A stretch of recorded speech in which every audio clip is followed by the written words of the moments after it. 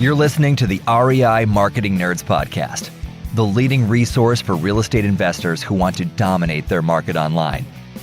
Dan Barrett is the founder of AdWords Nerds, a high-tech digital agency focusing exclusively on helping real estate investors like you get more leads and deals online, outsmart your competition, and live a freer, more awesome life.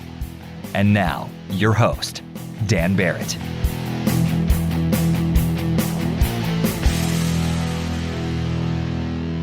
Hey guys, welcome back. You're listening to the second part of last week's episode. Let's jump back in.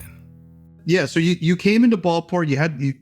I had stopped the story there because you just let go of that team. You brought in new folks. It sounds like that were sort of a better fit for the culture and the values that you wanted the company to have. And they happen to be, luckily for me, they happen to be people that worked for me in the previous industry. Okay. So I already knew their work ethic. I already knew what they wanted, what their goals were. And then they had kind of got to a similar point that I was at and started reaching out saying like, hey, looks like what you're actually doing is a real thing. And it's like an actual business and not just like something you were hoping would work. You know, do you have room or do you need somebody? And so that's where we started with getting a couple of our really good reps that some of them still work for us to this day, came from that industry.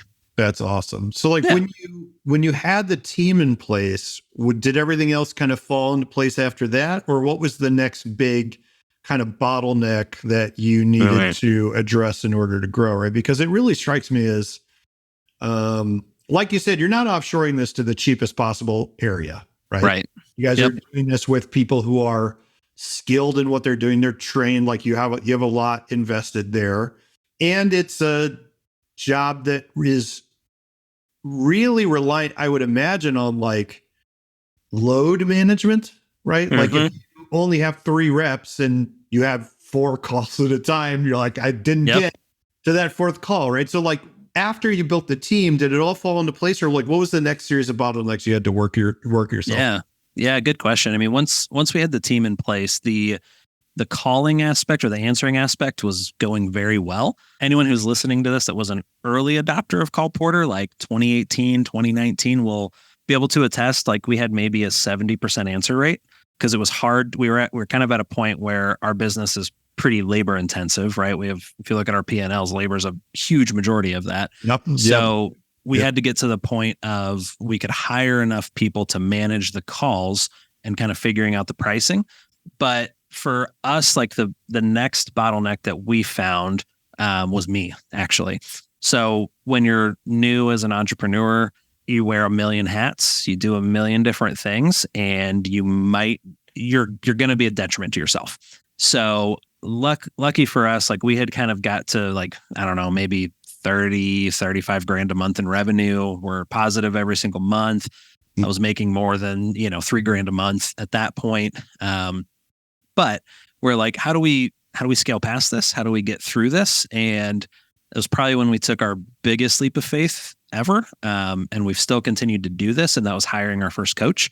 That it was 96 grand a year to do that. So, and it was paid monthly. For you as the CEO?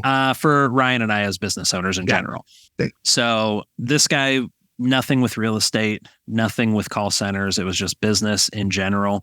And I remember exactly where I was. I was picking up my son from daycare and I got a call from Ryan. He's like, hey, are you ready to go all in on this and spend $7,200 a month? And I was like, what? No, that's like 30% of what we're bringing in right now. Like, what are you talking about? So we'd done some research on this guy. His name's Scott Oldford. Still follow him to this day. He's doing amazing things now. But we went to our first mastermind ever in Venice Beach, California, with a bunch of like hippie California people that I was not used to because I'm from the Midwest. And now I love it. Like, some great friends that I met there, but it was a little weird at first. And shock. The big thing they talked about was like bottlenecks in your business. And what they provided to us afterwards was a task audit. And what that did is it allowed me to go in and put in every single thing I was doing on a daily, weekly basis and assigning the amount of time I was putting into each one of those. What was interesting about this then is you categorize those based off of dollar per hour generators in that business and what that task is. So like bookkeeping, for example, you could assign to an overseas VA for $10 an hour. content creation would be $50 an hour, and you go down to $250 an hour, $1,000 an hour based off of what value you provide to your business. And after looking at this, we're like, I'm wasting 80% of my time by being the person answering all the support emails, all the sales calls, all the sales questions, all the onboarding. Like, I was working 60, 70 hours a week doing all of these individual things and realizing like, okay, I'm wasting 80% of my time.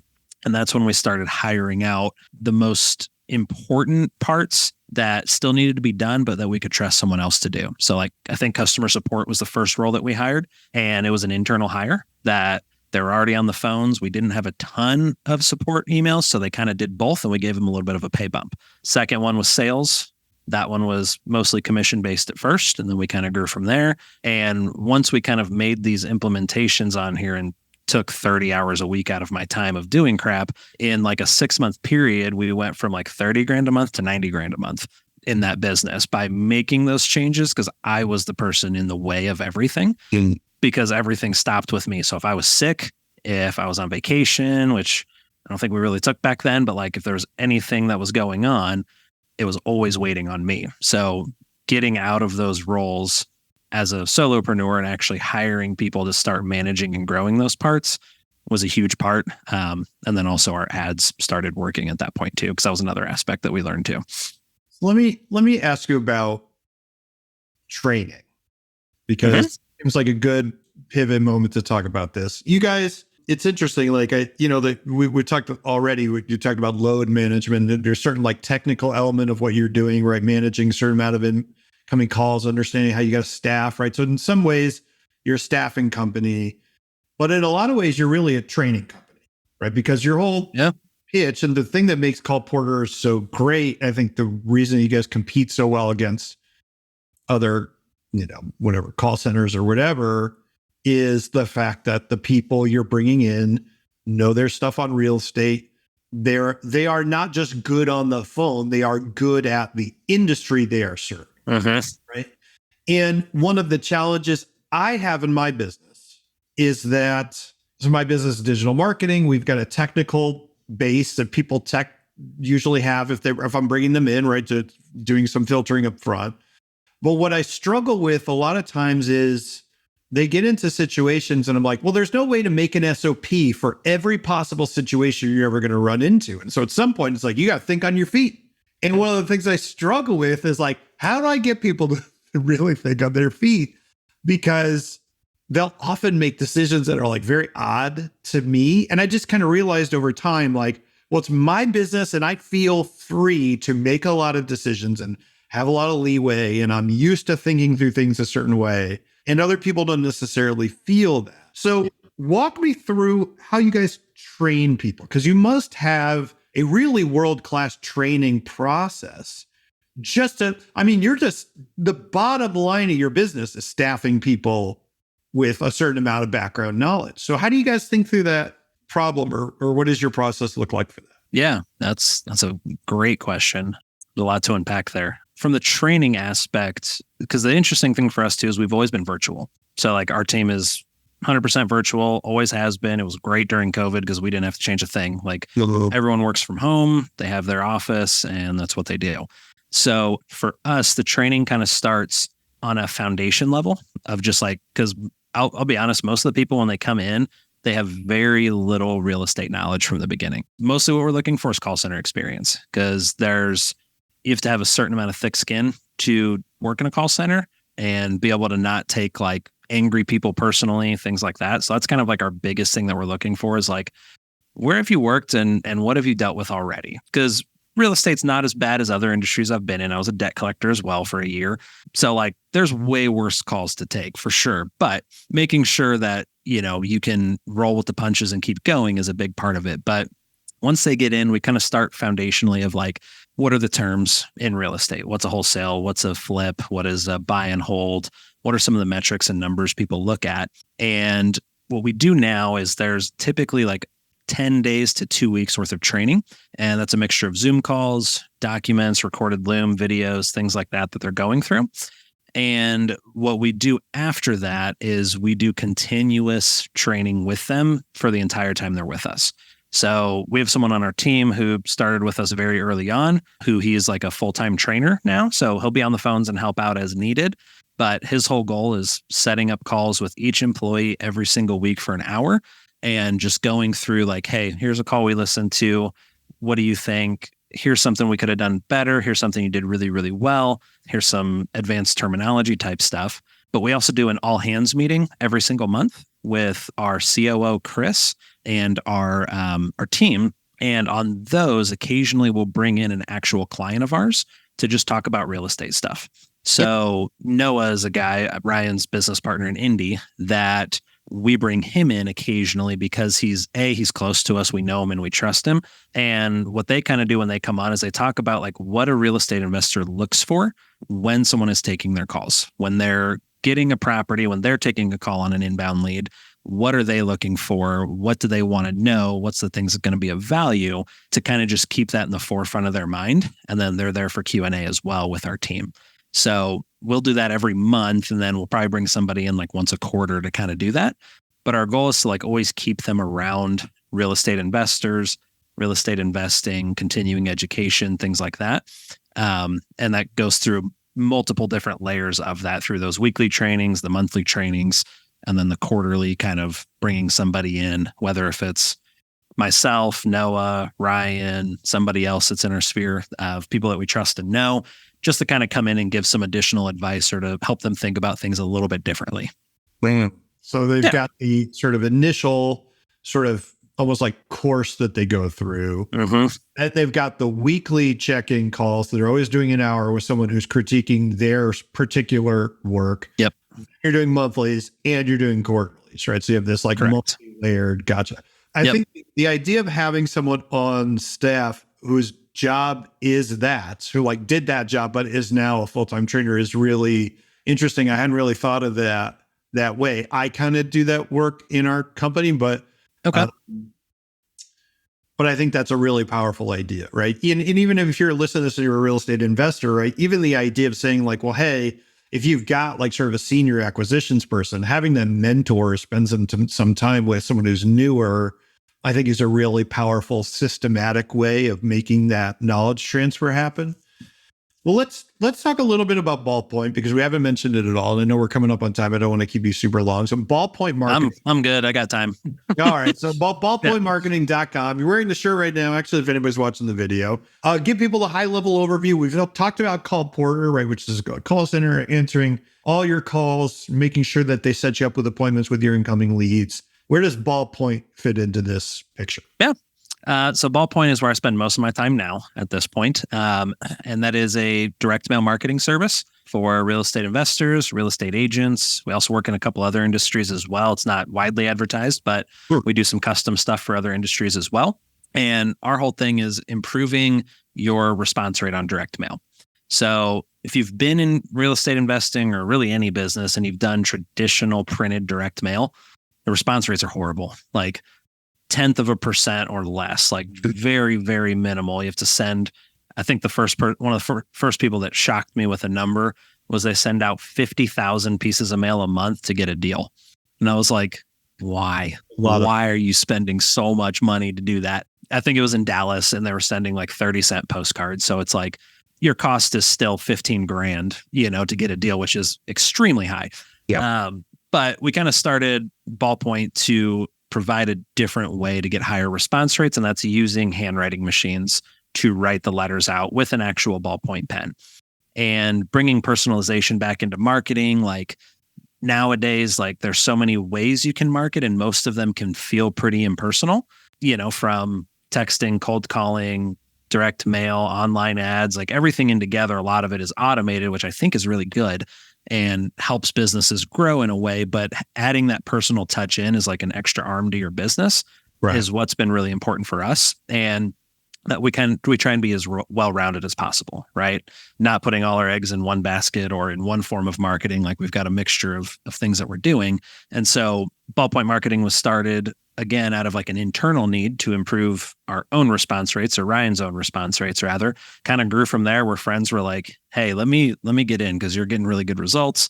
And it just kind of grew from there to now we work with like 300 to 400 clients a month around the country and do like 500,000 pieces of mail right now per month. And yeah, the whole thing is like, if we can get your response rate from 0.1% to 0.75% or higher than 1%, like your ROI on the money you're putting out it pays dividends long term. Yeah. And for us in my own business, it's been very scalable and repeatable to be able to know, like, if I put in X amount of money, I'll typically get X amount of deals back. Yeah, I think it's, you said it's scalable, but I mean, I think over the long haul, higher response rates are a massive force multiplier, right? It just is. Yep. It adds so much fuel to what you're already doing. Want to find motivated seller leads online, but don't know where to start? Download our free Motivated Seller Keyword Report today. AdWords nerds have spent over $5 million this year researching the most profitable keywords for finding motivated seller leads. And you can grab these exact keywords when you download our report at www.adwordsnerds.com/keywords. Let me ask about this because we kind of mentioned this before, but you're going back and forth between these two businesses now, right? Ballpoint, people are familiar with Ballpoint's an absolutely massive operation. I mean, you just talked about some of the numbers that kind of make a cold sweat break out on my arms. But it's like, so everybody's stuff is different. There's a lot of complexity there. You've got like physical machines, right? So there's a lot going on, right? You've got Call Porter, which is a lot of people answering phone calls, but they're remote. So you're managing all this stuff. So like, how do you think through the process of managing and running two businesses at the same time? And not two businesses where it's like, yeah, I'm drop shipping knives from China or whatever. Right. Like people are always like, oh, I'm a serial entrepreneur. And it's always that. It's always like, I'm drop shipping stuff. Sure. Whatever. Yeah. So yeah. Like, for you, how do you manage that process? Well, and particularly if you could talk about the two things I'm most curious about. In what ways do you touch the actual employees, right? So are you dropping in on one-on-ones? Are you doing like random drop-ins or calls or whatever? And then two, what numbers are you looking at on the day-to-day, week-to-week, month-to-month or whatever to know when you need to step in, what it needs attention, that kind of thing? So like, what is your process for staying in touch with the business? Good question. To add another layer of complexity, I have 3 businesses now, actually. Okay, wait. Real estate investing. That one's real estate investing, but yeah. So the first thing to like start with is there's so many things that go in here, but I you're one of the best interviewers I've ever been on with a podcast.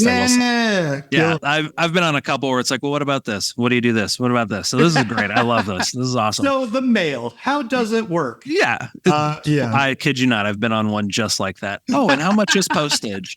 And I'm like, I'd rather more conversational like this. This is great. So I think the first thing that has allowed me to do this is recognizing what my role is in our business.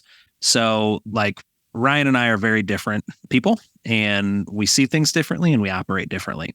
If you guys have read Traction or Rocket Fuel, like the integrator and the visionary, that's been us the majority of our time, where Ryan's the visionary, I'm the integrator. It's building that way. Yeah. As I've learned and grown, I'm more evolving into a visionary with integrator like processes in there. Okay. And so it's always been like, he starts it, I build it, run it, then we go from there. But what I've been focusing on is staffing out the key roles in my business to where it can run without a lot of intervention from me. So Call Porter, for example, I spend maybe 3 hours a week on, something like that, 2 to 3 hours a week, because our COO, Chris, or our general manager, Chris, rather, and our COO, Jeremy, help run and manage every single thing there on a day-to-day basis with hiring, training, management, firing, pretty much everything other than like high-level decisions in marketing, they take care of. So having a good team in place there has allowed me to step out of that business to focus on Ballpoint. And we kind of did that forcefully when I took over Ballpoint, because it was like, all right, I have to be here now and I have to focus on this. Who can I put in this business to help us do that? and it's gone through a few people, but I think we've got the right people there at this point to help do that. Now at Ballpoint, this is where I'm here pretty much every day at this point. But long-term goal is to do something similar and still be an owner, be involved in it, but not have to be on a day-to-day 80% of my time kind of thing. Yeah.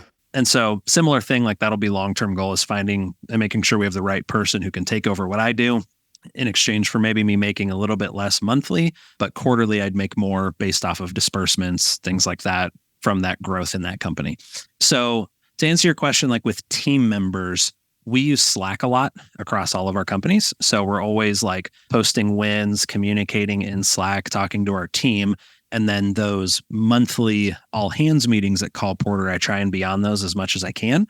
But I also do a Monday morning call with our leadership team across both of our companies. The other one's on Tuesdays, where we talk about like high level stuff. Where are we at? How did we do last week? What do we have to do this week? What's our goals? What's our issues? Doing that. And that's a standing Monday morning at 10 a.m. call with our team. And then the investing business, I do that on Tuesdays, but that I'm able to do that because I have a business partner who lives in Baton Rouge where we market. Okay. And he runs the leads, he runs the deals. And then we're there for like coaching, helping find financing and funding, all that kind of communication type stuff. So it allows to kind of like my long-term goal is to be more a smaller equity owner in companies to provide insight and help into helping that business grow with what I've learned, but not have to be the person that's there every single day. So it's finding a good operator that can actually run those. And that's the thing that's familiar across all of our companies is we have good operators in them. And even in Ballpoint, we have a good operator here as well that is learning more and stuff like that. But making sure that you have the right person that will be able to grow and scale those companies while you are still involved, but maybe not as much long-term. Yeah. What about, and I'm curious, this could be, it doesn't necessarily need to be like running the business per se, but what are the numbers that you're the metrics that you feel you need to keep your eye on in terms of running the business at a high level, right? Because I think a lot of people watch revenue and that's helpful sometimes, it's not so helpful other times. Do you have like a set where you're like, this is what I look at? Or is it more of a holistic thing of, you know, you're depending on people, not depending on people, but you rely on people to be like, well, here's my sort of part of your universe and here's what's going on here. How do you think? Yeah, so there's key metrics we look at in each company because they are a little bit different on what they produce, what they do. So like Ballpoint, for example, we track daily production numbers. So because one of the biggest problems we had at Ballpoint for a long time was long turnaround times. And so we've had to implement and change a lot to really shorten that down to like a 3 to 4 day turnaround time now. And so to make sure that we're staying on pace with that is how many orders came in, how much did we produce? Are we ahead or behind on that? And we're typically ahead right now on getting stuff out the door quicker than it's coming in, to where I'd rather them be bored for 2 or 3 hours while we're waiting on the next order to be ready, than for us to be 2 or 3 days behind. So that's our biggest thing we look at Ballpoint is making sure that we're getting production done as quick as possible. And then we'll look at P&Ls on like a monthly basis, like what are our percentages? How much did our ad budget go up? Did it go down? Like, and kind of tweak things based off of what we're seeing. On the Call Porter side, what we look at there is answer rates is a really big one. Like we're at 99% right now. If you remember, we were at 70, 60% like a couple of years ago. So being at 99% is huge, but also like making sure we're maximizing our labor usage there as well, because it's very easy to get bloated on your labor in that business when it's just people-based. So tracking that kind of stuff. And then in both of them, we also track like what our sales team is doing, how many calls, how many appointments, how many deals, what revenue did you bring in for the month? And then we give them like monthly goals that they need to be hitting in each one of those businesses. Yeah. So we kind of try and get it down to a good overview of what we're looking at without having to deep dive into every single business every single week. We can kind of look at numbers at a high level and see where things are at. Yeah, I love that. I think it's, I didn't even think about turnaround in Ballpoint. That was like a whole different avenue we could have gone down. I will save it for another podcast. I got my last question I have to ask. Sure. Which is, I'm curious, particularly with Ballpoint. are you guys curious about, or what do you see as the role of AI in that business, let's say over the next 2 or 3 years? Is that something you guys are thinking about, interested in? Is it like, it's too early? I don't know. What is your kind of feeling about it? That's funny. Someone asked me that like 2 hours ago. That was the first time someone had asked me that. So we're with Ballpoint, it's a little challenging to figure out where it fits in. And I think part of it that we'll probably see in the next 6 months or so is like copy creation for direct mail pieces, coming up with unique stuff, targeting for specific reasons, kind of having that as an option on there. I have personally been using it on the back end of stuff to manage and build reporting that like I said earlier, I barely graduated high school. Like I know spreadsheets decently. I know some of this stuff, but like I was trying to figure out some complex formulas and numbers in Google Sheets. ChatGPT is crazy for helping you figure that stuff out. I've learned more in like a week using that for spreadsheets than I have in like 2 years. It's been crazy. So I see that, but I am interested to see how it pans out on the Call Porter side. Is there's a new integration or new company that's in beta testing right now that will have like an AI bot take your calls, sounds like a person, communicates like a person, answers questions like a person, uses logic, reasoning, all that kind of stuff. So I'm sure it's super clunky right now and not very good, but I am curious to see how that evolves over time. Yeah. Because even if it's just like an overnight thing, like who knows? I think we'll always have people on the phones because it's hard to replace that. But I could see that being implemented long-term in a lot of call centers around the world. And I think while there's a use for it, I think the value of actual humans taking calls and being involved is still going to be there and be a higher price point based off of that long-term. Yeah.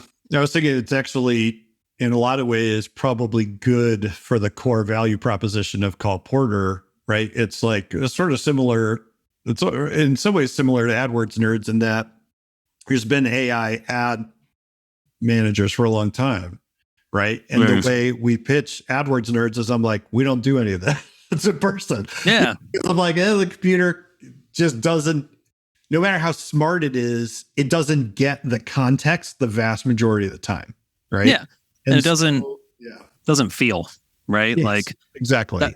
That's a big part of Call Porter is them building rapport with people. And like, if someone inherited a property because a relative passed away, like our team is trained on how to handle that, how to have empathy, how to talk with that person, how to, move forward on building the relationship and the rapport with that person, where I think a lot of that gets lost, even if you have like pre-scripted responses in AI and stuff like that. Like I think there's a lot of really good uses for AI, but I think for us, it's going to be more on the back end of things, right? Like, building out features onto the site or managing reporting processes or tracking numbers. Like, I think it's going to be for more that kind of stuff is what I'm seeing in our business.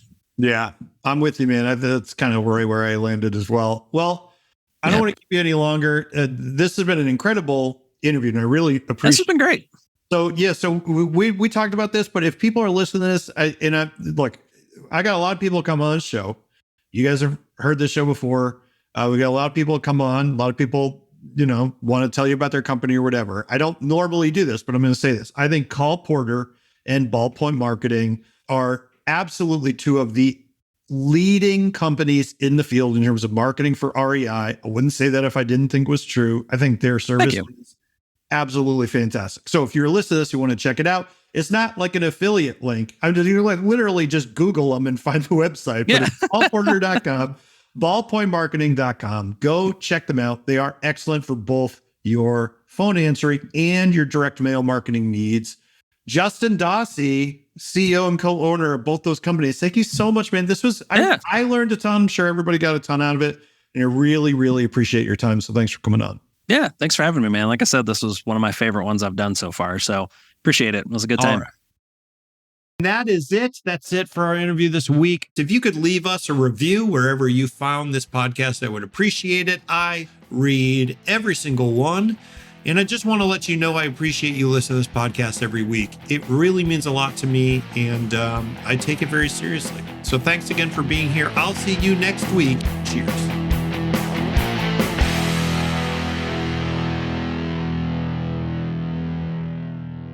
This is thepodcastfactory.com.